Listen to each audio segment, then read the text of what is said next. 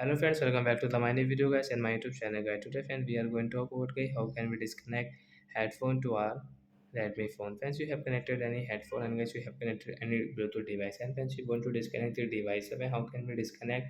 Today I will show you in this video guys. Before starting video friends, first of all go and subscribe the channel, click the bell icon. First of all guys open your phone setting to disconnect your headphone. After on phone setting guys scroll it. Friends you can see guys your phone Redmi phone Bluetooth setting guys tap here.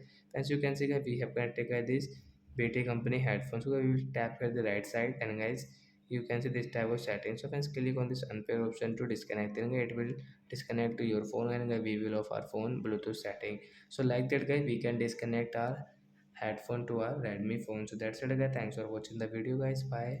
We will meet on next video. Fans do have any doubt it to guys your Bluetooth setting. You can ask me in comment section. I will check. I will help you.